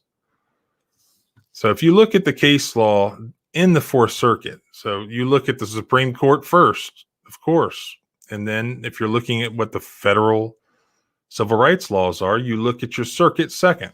So this is in Virginia. This is the Fourth Circuit. If you look at my handy map, you can see what federal circuit you're in. Virginia, West Virginia, North Carolina, and South Carolina, you're in the Fourth Circuit. So you would look at Fourth Circuit case law to see what in the world the law is here. And a little thing called qualified immunity comes up. So what do we do with qualified immunity? Well, we look at the case law. We look at the circuit case law to see whether or not there's anything that was a good comparison to the conduct that was engaged in by the officers to put them on notice that engaging in that sort of conduct would have been a violation of civil rights or would have been excessive. So you look at the case law, and here there is some case law on this sort of situation. And I would describe that as passive resistance. And there's a lot of taser case law on this. And for the most part, the federal courts have really hated tasers. They really, really don't like cops using tasers. And they've been misused in a lot of situations. So there's a lot of taser cases out there. There's less pepper spray cases. Now, there's a lot of pepper spray cases in the prison context or in the jail context, and that's a little bit different. And there's actually some really good cases to use. So this is in the Fourth Amendment context, so just a guy on the street or a driver in a car. Now, one of the cases that is good to look at for this one in particular is a 2016 case from the Fourth Circuit called the State of Armstrong versus the Village of Pinehurst. I believe that was out of North Carolina. I'm not positive about that, but that had to do with the same sort of deal of passive resistance and then a tase. So that was a taser case. But in the Pinehurst case, they actually went over all their prior cases that had similar situations. So punching and pepper spray against people who had committed relatively minor crimes and were not actively resisting, but may have been passively resisting. So this could also apply to somebody who, was being arrested and, it's like the stop resisting scenario. It's like, all right, they're not being violent. They're not fighting. They're not punching. They're not kicking. And they're not even running. They're just arguably not putting they're not letting the body be manipulated in the way that the officer wants the body manipulated. So it could be whether or not the person's secured. So if a person was running, they got tackled and they're now in handcuffs and then force is used on them, or they're otherwise secured and force is used on them, then, you're going to have to justify using any higher level of force, which they tend to include is tasers or pepper spray. But it also, if you look at the Pinehurst case, it is very, very much on point to this sort of situation. And this might not apply in other circuits, but I think these officers could have a big problem with this case law that's sort of laid out in the Pinehurst case. Again, that's the State of Armstrong versus Village of Pinehurst, and that's Fourth Circuit from 2016 if you want to read it. And they go through all the Graham factors. Let's see. Let me find the specific sentence that I thought was interesting here.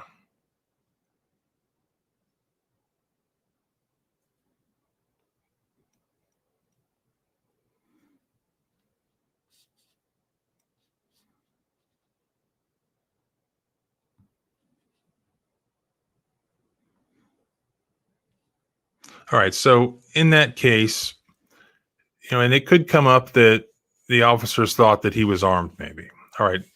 Despite the fact that he was showing them his hands.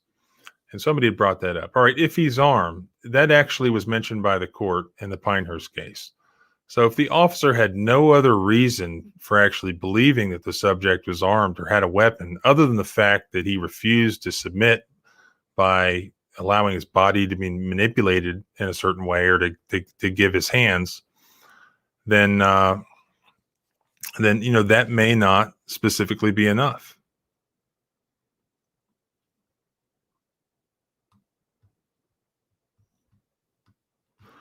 Another thing that comes up is, exacerbation of the situation by the police.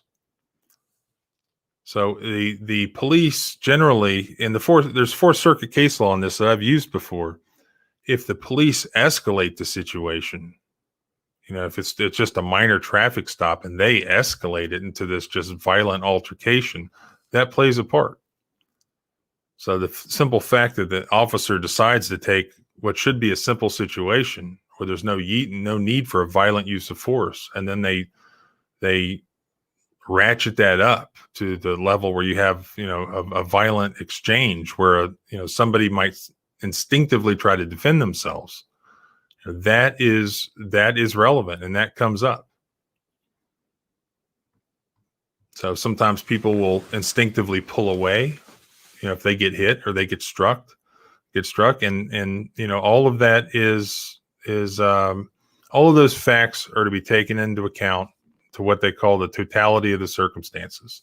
So again, it's always a reasonableness. So it doesn't matter really doesn't matter what the driver's reasons were necessarily. Doesn't matter what the officer's subjective thinking was. It's all an objective test. What did they see? What would an objectively reasonable officer think as far as whether the guy was a threat, etc.? Would the reasonable officer believe that this guy sticking both his hands out the window, not wanting to get out of his car, saying he did nothing wrong, would they think that was, a threat to somebody's physical safety? No, probably not.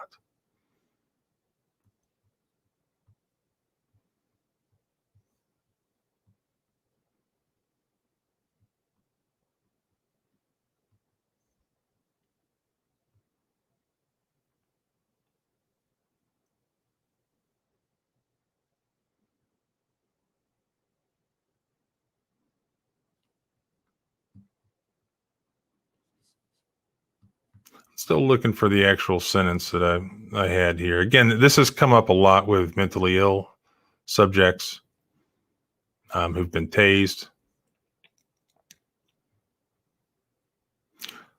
In the Pinehurst case that I had mentioned in 2016, they actually granted qualified immunity in that case. And they said, but if it happens again, police officers are on notice that you're not going to get qualified immunity.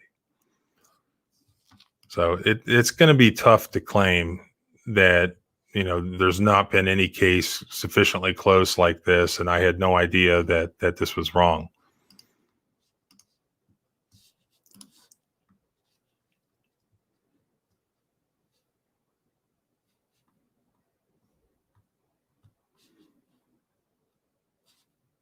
I'm just reading some of your comments here.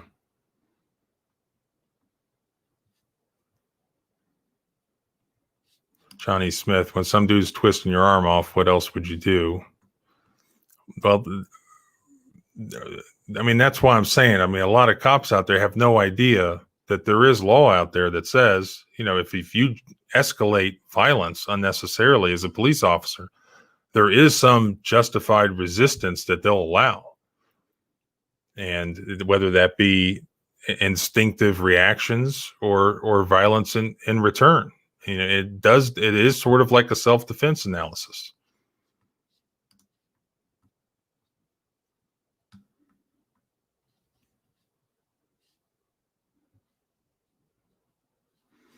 Okay, so I don't know if I answered all that many questions, other than it's going to come down to an analysis. Did the police escalate unnecessarily? I think the proof is in the pudding, and that's, in the end, you're looking at a jury. So a federal jury, civil jury, you're looking at 8 people. Now, out of that jury pool around Norfolk, I think that's going to be a favorable jury pool for this plaintiff in particular, in more ways than one. It's not going to be a great jury pool for the police. Are they going to be able to articulate why, they really went, so they got so dramatic in this case, and they went right to the pepper spray. And then also, I forgot to mention, the comments. I'm scared to get out. Yeah, you should be scared. And then he also said, ride the lightning. You're going to ride the lightning, or something like that. Those are not helpful to the older bald officer at all. I think the other officer appears to be a young guy and he's obviously not faced that situation before. You can tell he doesn't quite know what to do. But it's one of those, what do I do? Most people don't challenge my authority. If you have somebody challenging my authority, what do I do now? And you can see that he sort of he appeared not to really know, but the older cop was going to really show him what to do and make him respect his authority. That didn't turn out well. Like I said, the proof is in the pudding. He got fired, so he obviously didn't handle it well. And the other cop is in some trouble too. He didn't get fired. So people are outraged. The video's out there. Obviously mistakes were made on their part. Now, the driver, maybe he was looking, maybe he was ready for a problem. But you know what? A lot of people have dash cams in their cars and they weren't out looking for a problem. But if they get pulled over, you better believe they're turning the cameras on. And, there's nothing wrong with flexing your rights and invoking your rights. Now, he thought he was doing that here, but he really didn't have the right to just not get out of his car, in my opinion. That would be a losing case. I mean, there's umpteen cases out there, and that's going to be the law, that they had the right to order him out of the car. Now, can they justify the escalation of all the craziness that they went through, and then ultimately pepper spraying him just based on the fact that he, at maybe 25 or 30 miles an hour, went an extra mile and a half before pulling over? I don't think so. I mean, on an interstate, that might happen all the time. Now, through this town where there were other places to pull over, maybe not. Were those places actually sufficiently lit? I don't know. Were there other witnesses around? Did he want to go he pulled in somewhere where maybe there, you think there would be cameras at gas pumps. I think if I'm a police officer, I mean, that's a, handling it that way is a lose-lose. I mean, what other way could it have been handled?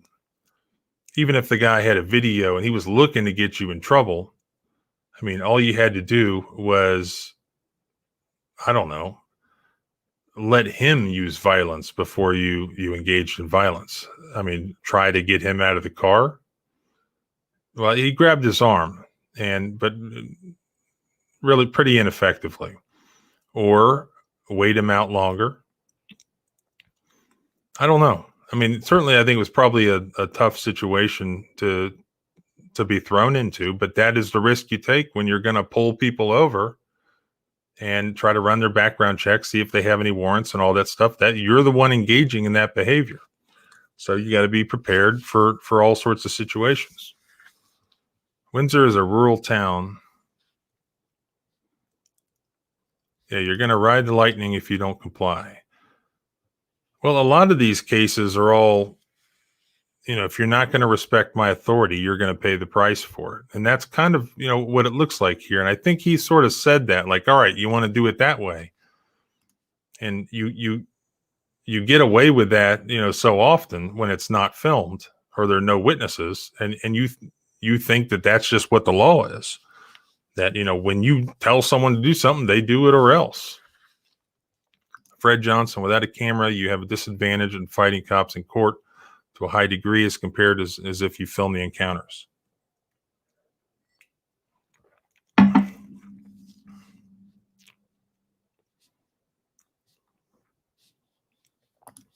Jim, if you're driving slow with your flashers on, you're not evading. I don't know. Was he doing that? I mean, if he actually did have his flashers on and was driving slowly, I think that would be pretty effective at defeating the raising of the severity of the crime element to some sort of felony level, as opposed to a basic traffic stop. So there's cases in the Fourth Circuit that say, minor traffic violations, while they can technically arrest you on them, depending on the state law, and it's not a violation of the federal Fourth Amendment, it doesn't justify a violent use of physical force without, there being some sort of a risk to safety there. And in the Fourth Circuit also, like I said, look at the Pinehurst case, 2016. It also makes it clear that this is extended to tasers, pepper spray, and strikes like punching. And if it's passive resistance. Let me find the actual wording of this. Probably should have found this ahead of time.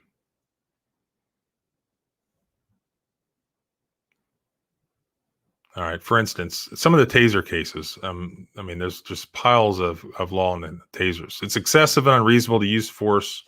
It's excessive and an unreasonable use of force for a police officer to repeatedly administer electrical shocks, taser, with a taser on an individual who's no longer armed, who's been brought to the ground, has been restrained physically by several other officers, and who's no longer resisting arrest.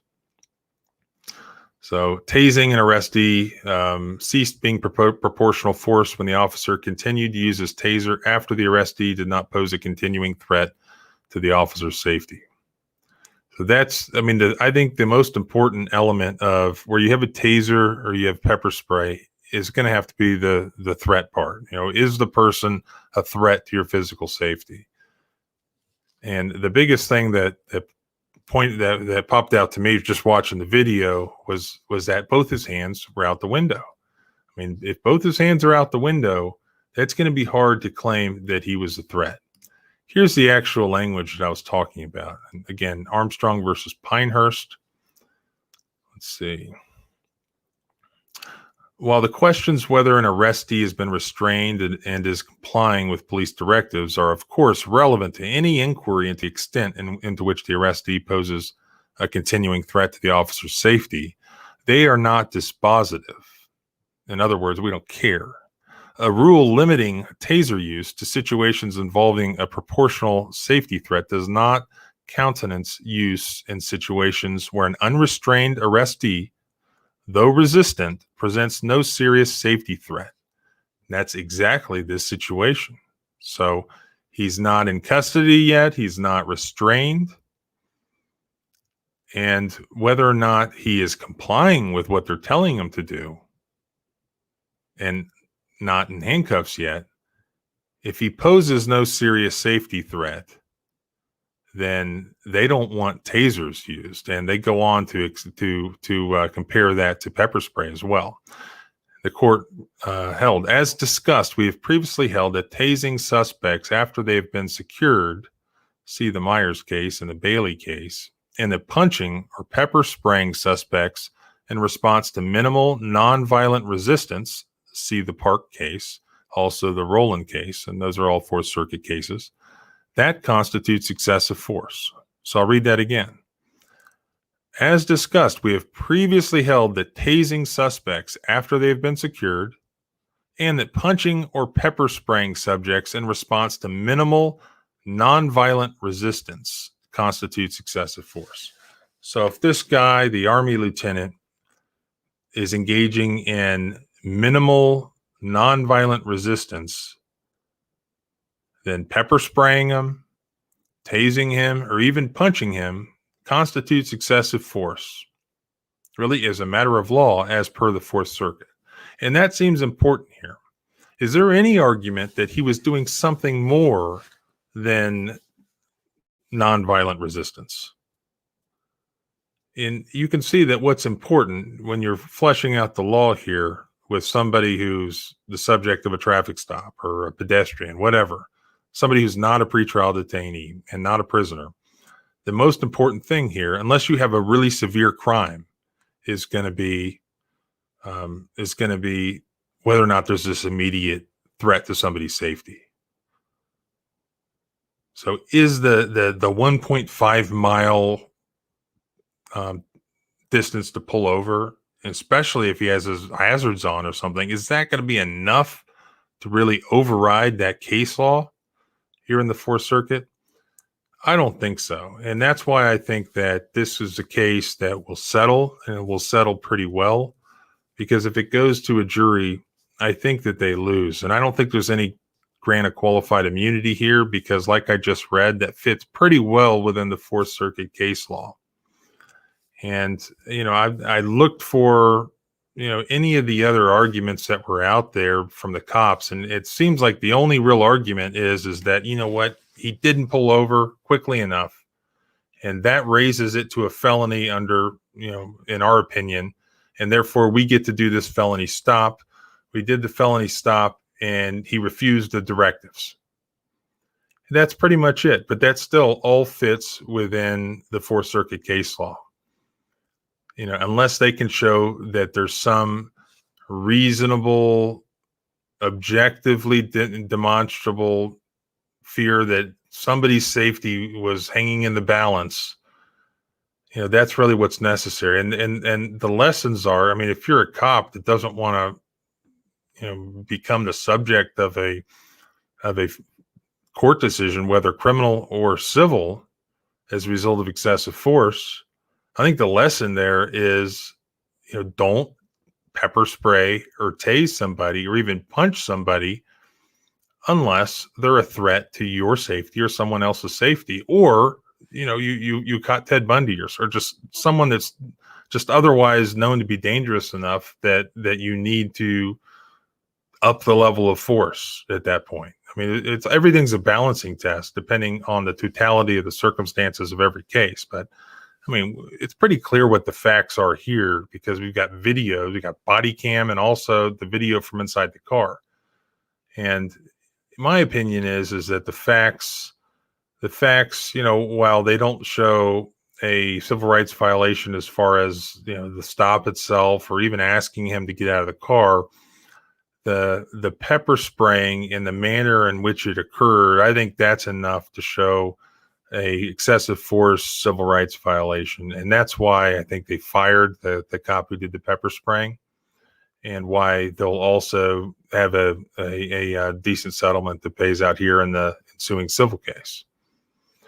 But again, that's just my opinion. And that, that has nothing to do with the color of the guy's skin who was driving the car, other than and maybe the guy's own mind, but that doesn't necessarily matter. And it doesn't have to always be couched in terms of skin color, because I don't think it rarely has to do with skin color. And you know what? There are incidents where, that can be demonstrated where, one would want to pull over to a safe and place where there are witnesses. And, that might pertain to skin color some. For certain people, maybe they'd learn that lesson by seeing what's happened to other people, or they feel that way anyway. They've just watched, maybe they've just heard statements from our president. Hell, the president of the United States has called, whole cops racist generally. So if you really believe that, you've heard that, then, I think there's a credible, potentially credible, argument to be made that that's why you were, driving, a mile and a half further down the road. Now, as somebody pointed out, ideally it would be nice to say that you called the dispatcher, called 911 and let them know what you were doing.